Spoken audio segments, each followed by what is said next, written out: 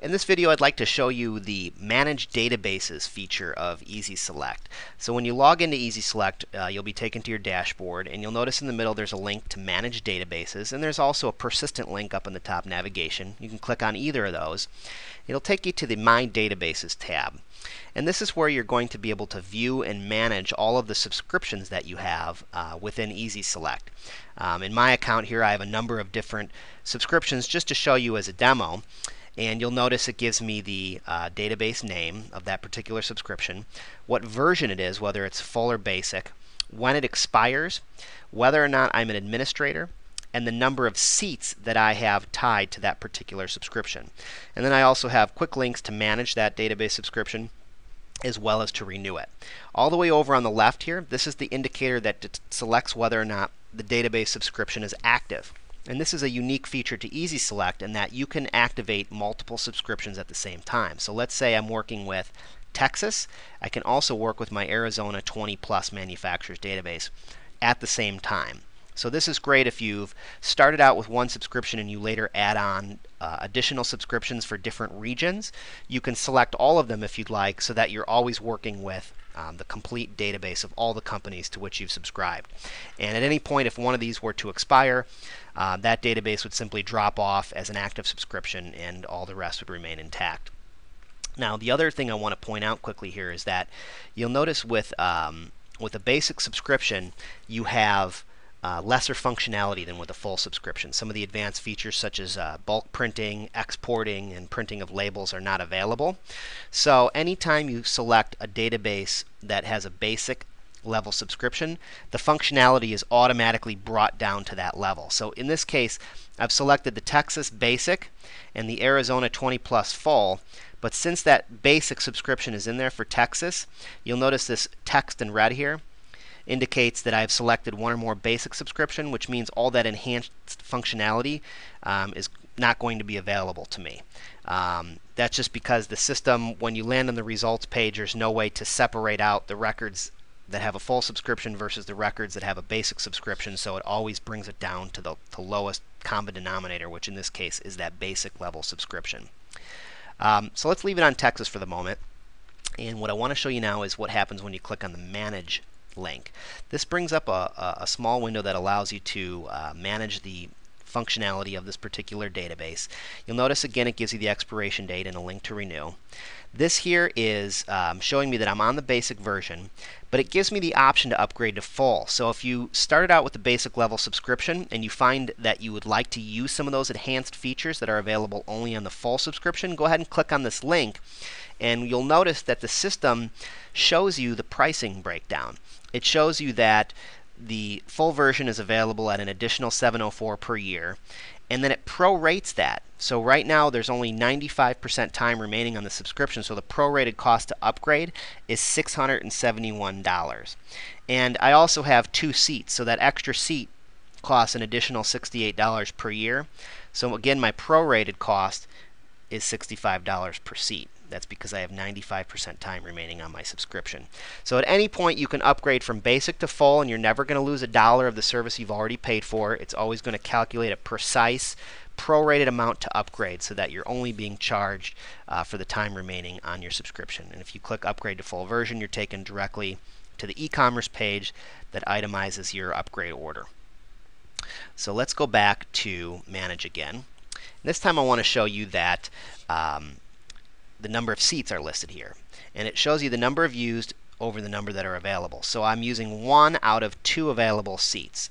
There's a link here to add more seats, and just like with the other upgrade feature, you'll see the additional seats are available for $25 per year each, and there's 95% time remaining on the subscription, so the prorated cost is $24 per seat. And remember that we were just looking at the full version upgrade pricing. This is for the basic version, which are much cheaper. That's why they're only $25 each.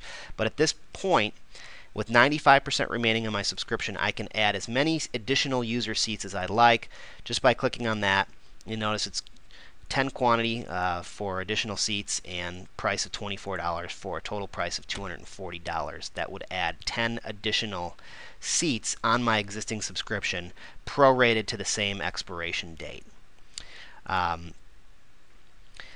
below that, you'll see this is my list of available users. Now, what it's showing me here is a list of all the other users within the system with whom I'm sharing a subscription. So in this case, all the people listed here, it means that I'm sharing some subscription with them somewhere else on some level. And I'm actually looking at the national. Let's close out of this and go back to the Texas, just because that's what we were looking at. You'll notice, remember up here, it said we had used 1 seat and we have 2 available. Here I am. I'm listed as an administrator and a user. And let's say I want to go ahead and add somebody else. I'll simply click on the link for either user or admin, and it will automatically add them to this subscription, and it will send them an email notification letting them know that I've done so. And if you don't see their name listed here, it just means that you haven't shared any other subscriptions with that person at this time. So what you're going to want to do is type their username and whether or not you want them to be a user and or an admin, and click the plus icon, and that'll add them to this list and also to this database. And when we say username, that's the value here in parentheses. That's the actual login that they're using to access IndustrySelect. That's not their name or their last name. It's their actual username for IndustrySelect. And when you have a specified number of seats, in this case 2, that means you can have up to 2 users and separately up to 2 administrators. So you could, in essence, give members of your staff access as a user, but not give them admin privileges. And likewise, you can be an admin without being a user. So let's say you're a sales manager and you have 3 salespeople. You can select, well, in this case, let's say 2. Let's say you're a sales manager and you have 2 salespeople.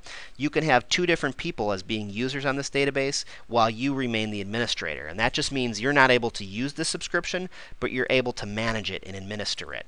And what that simply means is whether or not you have access to this particular screen that we're looking at right now. If I was not an admin on this subscription, this link right here would not work. It would not let me open up that window and manage that database subscription. All I could do is use it as a user. So this is great, again, to separate if you're a sales manager versus a user. You can have that varying level of control.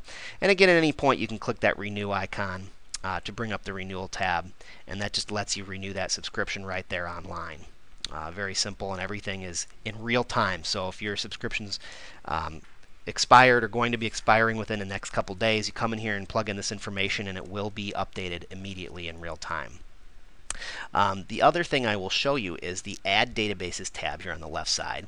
And this is where you can add additional subscriptions to your existing IndustrySelect account.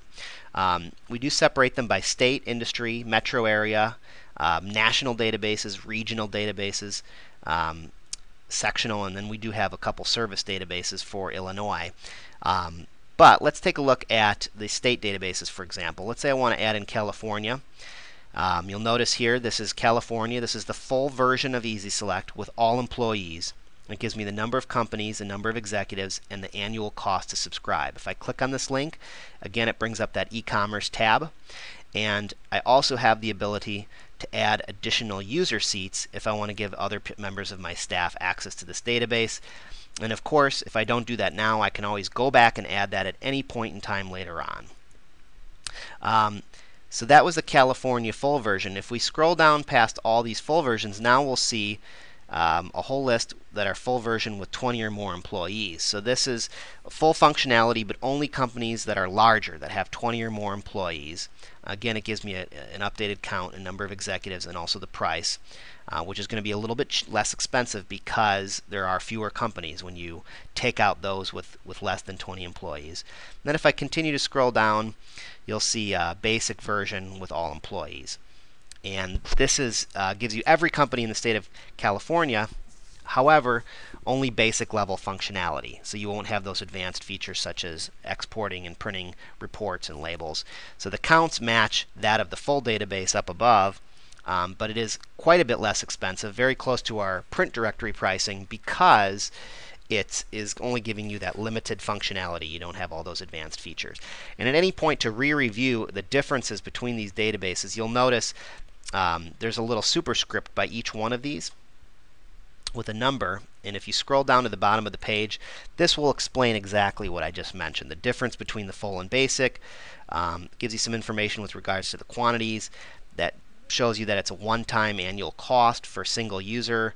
And then this simply points out that none of these subscriptions ever auto-renew. They will always send you an email notification, and you have to take an explicit action to renew it. So you never have to worry about it automatically renewing from year to year. And then lastly, just to mention, it does say here if you don't see the database that you're looking for listed, to go ahead and contact us, because we do have the ability to build and price out custom database subscriptions. So if you're looking for something very unique, a certain set of zip codes or SIC codes or area codes or something of that nature, you can contact us and we can give you an exact count of the companies that match your criteria, as well as custom pricing for that database, which we can then manually put into your account.